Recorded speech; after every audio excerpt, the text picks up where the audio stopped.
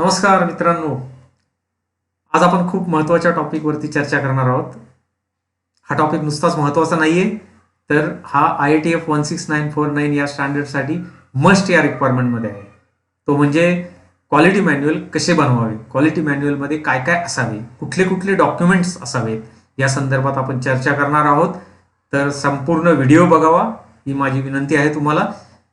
तर काय होतं की बऱ्याच वेळा लोकांच्या मनामध्ये संभ्रम आहेत की नक्की काय काय बाबा टाकायचं या क्वालिटी मॅन्युअलमध्ये, कुठले कुठले डॉक्युमेंट घ्यायचे.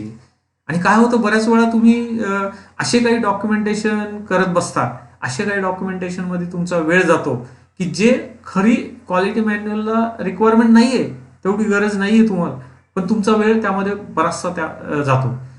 तर असा हा वेळ तुमचा वाचवायचा असेल आणि खऱ्या अर्थाने जे इफेक्टिव्हनेससाठी गरजेचं आहे आणि जे क्वालिटी मॅन्युअल स्टँडर्डला अपेक्षित आहे, तेच डॉक्युमेंट काय आहेत हे आपण समजून घेऊयात. तर तुम्हाला मी डिटेल्स सगळे या सगळ्या व्हिडिओमध्ये एक्सप्लेन करतो. आणि पुढे जाण्याआधी मी तुम्हाला विनंती करतो की माझा चॅनल सबस्क्राईब करायला विसरू नका.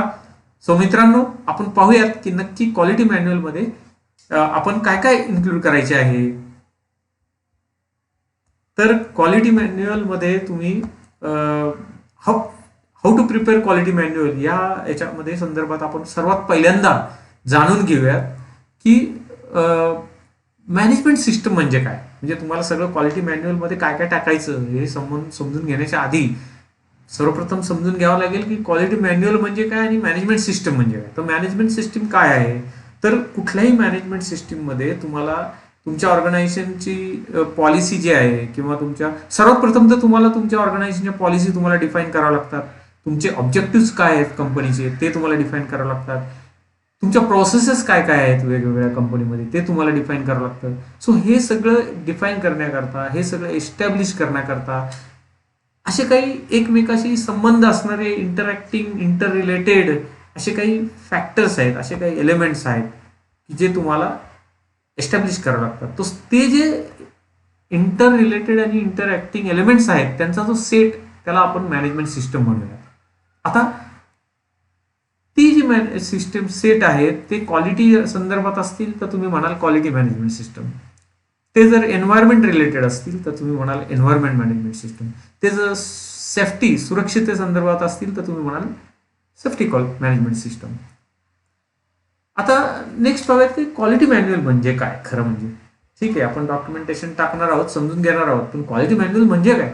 तर क्वालिटी मॅन्युअल म्हणजे सेम लाईक तुम्ही तुमच्या एखाद्या प्रॉडक्ट चेक करण्याकरता काय बनवता, एक स्पेसिफिकेशन असतं की जे बघून तुम्ही तुमचा तो प्रॉडक्ट चेक करता.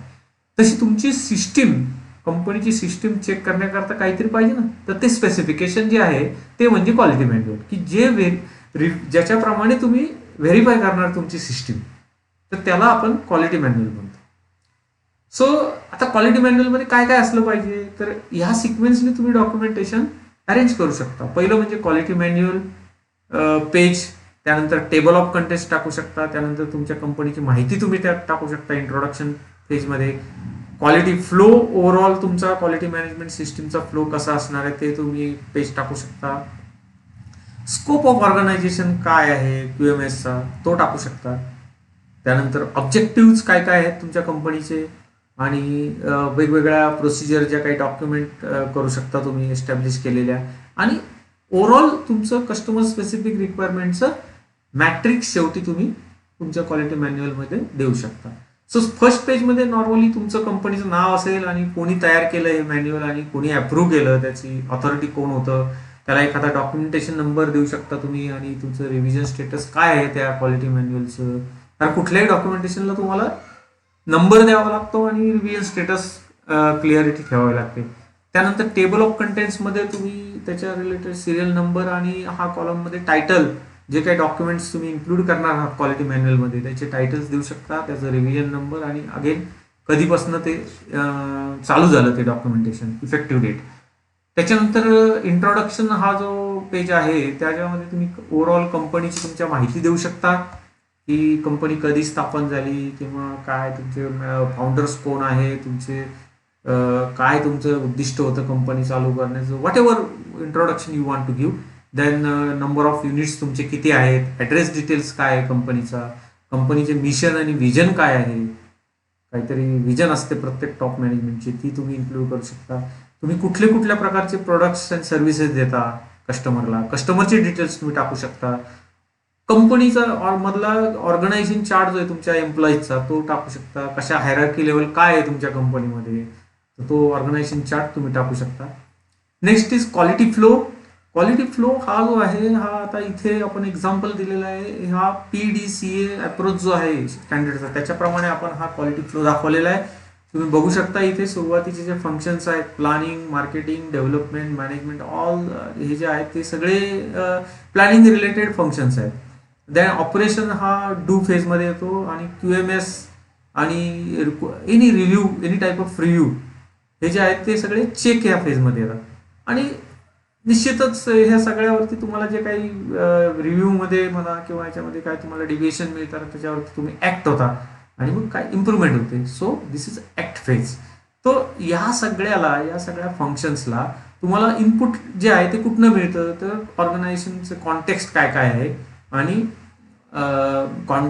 तुमचं कस्टमर रिक्वायरमेंट्स काय काय आहेत, आणि तुमच्या इंटरेस्टेड पार्टीज ज्या आहेत, टॉप मॅनेजमेंट म्हणा किंवा गव्हर्नमेंट एजन्सीज म्हणा किंवा इतर कंपनीमधल्या डिफरंट इंटरेस्टेड पार्टीज, वेगवेगळी फंक्शन्स आहेत, त्याच्यानंतर suppliers, all those interested parties, त्यांच्या एक्सपेक्टेशन्स काय आहेत, ह्या सगळ्याचं इनपुट तुम्हाला यासाठी लागतं. आणि हे सगळं केल्यानंतर, ह्या प्रोसेस झाल्यानंतर तुम्हाला आउटपुट काय मिळतं, तर कस्टमर सॅटिस्फॅक्शन मिळतं, तुमचं QMSचा रिझल्ट येतो, आणि शिवाय तुम्ही प्रोडक्शन सर्व्हिसेस ज्या काय तयार होतात ॲज पर युअर स्पेसिफिकेशन. आणि ह्या सगळ्यासाठी हे सगळे सपोर्टिंग गोष्टी आहेत, डॉक्युमेंटेड इन्फॉर्मेशन, कम्युनिकेशन, लागणारे रिसोर्सेस, राईट. सो त्यानंतरचं नेक्स्ट आहे scope of quality management system. आता ह्याच्यामध्ये काय आहे, तर तुम्हाला बाउंड्रीज आणि ॲप्लिकेबिलिटी तुम्हाला निश्चित करावी लागतील, की बाउंड्रीजमध्ये तुम्ही कोणते कोणते युनिट कन्सिडर केले, कोणते शॉप्स युनिट तुम्ही कन्सिडर केलेले आहेत स्कोपमध्ये.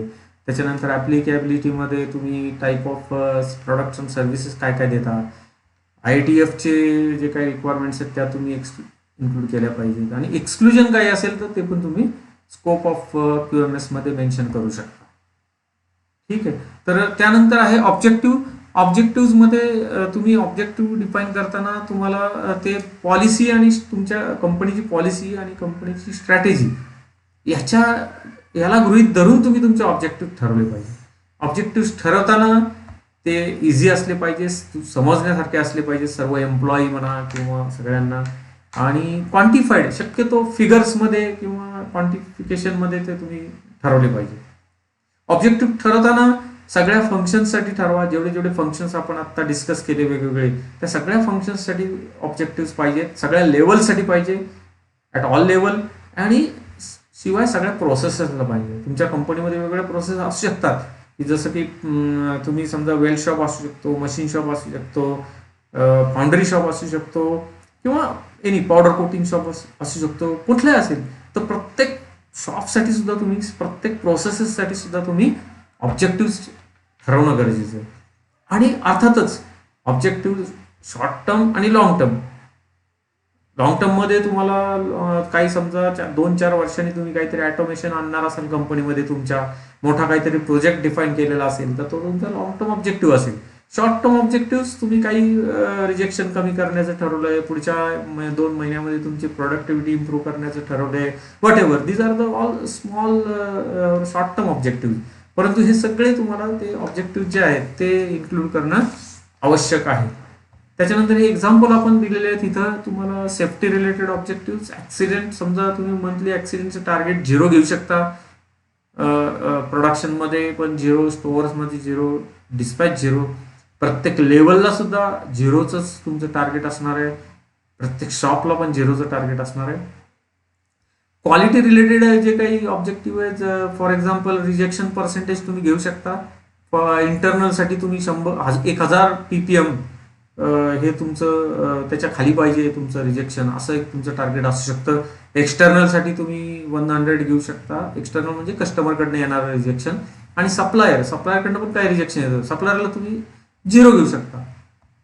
त्याच्यानंतर पुढचं तुम्हाला एक्झाम्पल दिलेलं आहे इथं delivery related target 100% delivery as per plan or schedule प्रमाणे आणि on time delivery from supplier also, सप्लायरकडनं येणारी डिलिव्हरी पण त्याचंही टार्गेट तुम्ही ठरवू शकता. प्रोडक्शन रिलेटेड टार्गेट जे ते 100% ॲज पर प्लान आणि operating equipment efficiency OEE 95%. So हे जे तुम्हाला टार्गेट तुम्हाला आता जे काही एक्झाम्पल दिलेले आहेत आपण, ते एक्झाम्पल हे जस्ट तुमच्या रेफरन्ससाठी आहेत. हे एक्झाम्पल तुम्ही म्हणजे तसेच्या तसे घेऊ शकत नाही, कारण प्रत्येक ऑर्गनायझेशनसाठी जे काही एक्झाम्पल्स आहेत ते बदलतात आणि ते वेगवेगळे असू शकतात. सो तुम्ही सेम एक्झाम्पल तुम्ही म्हणजे तुमचे फिगर्स जे आहेत त्या टार्गेटच्या ऑब्जेक्टिव्हच्या ज्या फिगर आहेत त्या तुमच्या प्रत्येक कंपनीनुसार बदलतील. बाकी काय काय घ्यायचे हे तुम्ही त्याप्रमाणे ठरवू शकता. Safety related, production related, what ever जे काय आपण एक्सप्लेन केलं. आता पुढचा भाग येतो तो प्रोसिजर्सचा. तर या ज्या काही प्रोसिजर आहे मस्ट प्रोसिजर आहेत, मॅन्डेटरी प्रोसिजर आहेत. प्रोडक्ट सेफ्टी म्हणा किंवा कॅलिब्रेशन, ट्रेनिंग अँड कॉम्पिटन्सी लोकांची, त्यानंतर इंजिनिअरिंग स्टँडर्ड रिव्ह्यू करणे, तुमच्या लोकांना मोटिवेशनसाठी काय आहे, इंटरनल ऑडिटर जे काही ठरवणार आहात त्यांची कॉम्पिटन्सी कशी असावी, किंवा डॉक्युमेंटेशन कसं कंट्रोल करणार आहात तुम्ही ओव्हरऑल तुमच्या कंपनीचं. त्यानंतर सप्लायर सिलेक्शन, तुम्ही तुमची सप्लायर सिलेक्शनची काहीतरी प्रोसिजर असू शकते. त्याच्यानंतर identification and control of outsource process, बाहेर सप्लायर तुम्ही जे काही देता ते कसं काय आयडेंटिफाय केलं, कुठले द्यायचे बाहेर, सप्लायर परफॉर्मन्स कसा मोजता ठरवता, NC product disposition, statutory requirements of purchase product.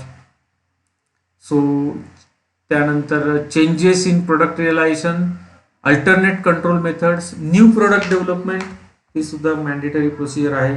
Rework repair कसं करणार आहात तुम्ही, इंटरनल ऑडिट कशा पद्धतीने मॅनेज करणार आहात, प्रॉब्लेम सॉल्व्हिंग साठी काय प्रोसिजर आहे, आणि एरर प्रूफिंग मेथड काय आहे, आणि कंटिन्युअल इम्प्रूव्हमेंटसाठी. अशा या 20 मॅन्डेटरी प्रोसिजर स्टँडर्डने दिलेल्या आहेत. त्याच्यापेक्षा जास्त प्रोसिजर तुम्ही ठरवू शकता, करू शकता, परंतु या मिनिमम तुम्हाला पाहिजेतच अशा या प्रोसिजर्स आहेत. त्याच्यानंतर मग तुम्ही last CSR matrix, customer specific requirement. बऱ्याच वेळा वेगवेगळ्या कस्टमरच्या वेगवेगळ्या एक्सपेक्टेशन असू शकतात. कोणाला प्रोडक्ट चेंज डिझाईनचे रिलेटेड पाहिजे असू शकतं, कुठल्या कस्टमरला इंजिनिअरिंगचे डॉक्युमेंट पाहिजे, कोणाला PFMA DFMA पाहिजे, कुठल्या कस्टमरला PFD पाहिजे. सो जस्ट कस्टमरचं असं लिस्ट करून तुम्ही टिक करू शकता आणि ज्यांना जे नको आहे तिथं क्रॉस करू शकता. सो दॅट हे मॅट्रिक्स तुमच्या ज्या काही कंपनीमधले लोक आहेत त्यांना याच्या संदर्भातली पूर्ण क्लॅरिटी राहणार आहे आणि त्यांना माहीत राहील की आपण काय काय त्याच्यामध्ये हे करायचं. So thank you very much. मला आशा आहे की तुम्हाला क्वालिटी मॅन्युअलमध्ये काय काय डॉक्युमेंटेशन घ्यायची या संदर्भातली संपूर्ण क्लॅरिटी आता आलेली आहे. आणि यापेक्षा व्यतिरिक्त काही तुम्हाला सपोर्ट हवा असल्यास तुम्ही प्रभा कन्सल्टंटशी टाईप करू शकता. माझं नाव महेंद्र देशमुख, प्रभा कन्सल्टंट, पुण्यामधून आहे मी, आणि माझा नंबर आहे 7219841242. माझा ईमेल ID आहे mahendra3inin@gmail.com. Thank you very much.